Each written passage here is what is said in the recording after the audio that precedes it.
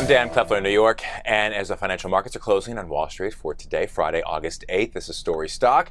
And today, the forces that conspired to make July a terrible month for McDonald's. Well, here to explain, Mike Santilli from Yahoo Finance joining us this Friday afternoon. Mike, how are you today?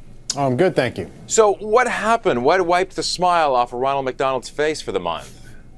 You know, a decline in sales globally for McDonald's of 2.5%, well in excess of the declines that were anticipated. And this is a combination, really, of continued weakness in the U.S.-based stores. They've really struggled to try to hold on to their market share here for a while now. And then, of course, that news that we heard coming out of China about the tainted meat from one of their suppliers. They had significant impact on their sales in Asia, and that actually is another thing they're blaming. We talk about 2.5%, and it may not seem like a very large number, but put that in context as far as McDonald's terms goes and monthly sales worldwide.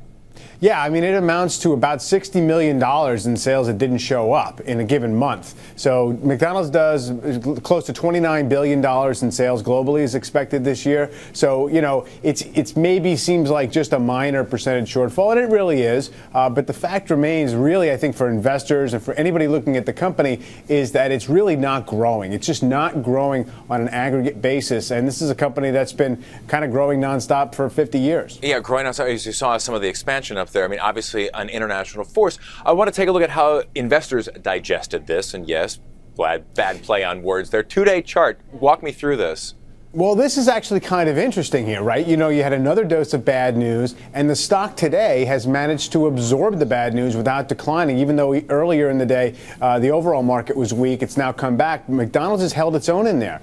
And what it tells you, or it tells me, is that perhaps a lot of the bad news has already been anticipated and built into this stock. Stock has been a terrible performer. It's down on the year. It's actually barely up over the last 2 years when the U.S. stock market is up close to 50%. So that kind of is a hint sometimes when a stock refuses to go down on bad news that maybe there's no believers out there left to disappoint. Interesting. I guess it's sort of like the devil that you know is better than one that you don't know. Yeah. But let me ask you this. As far as the overall impact of this move, this emergence that we see of sort of healthy or healthier seeming options in the fast food industry, Chipotle, I know, of course, always comes to top of mind.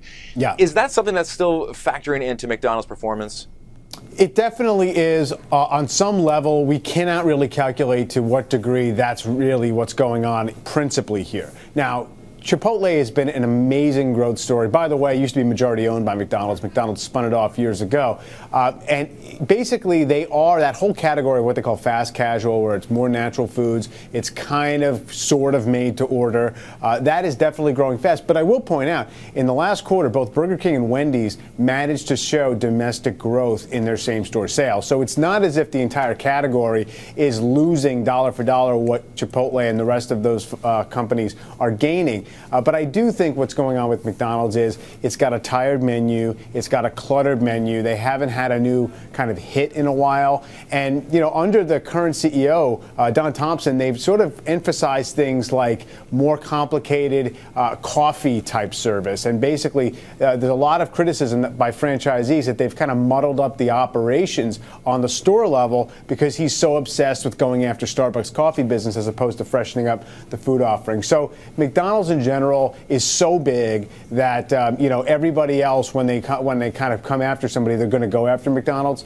So that's one of the reasons. But he hasn't come up with a formula. The CEO has not come up with a formula for essentially exciting the core customer base here in the U.S. or in the rest of the world. So are investors not exactly loving it, but at the same time, though, waiting to see what's going to happen. Mike Santilli from Yahoo Finance on this Friday. Mike, thank you so much. Have a good weekend. All right, you as well. Thanks. You've been watching Story Stock. Stay with abcnews.com for your latest headlines. I'm Dan Kleffler in New York.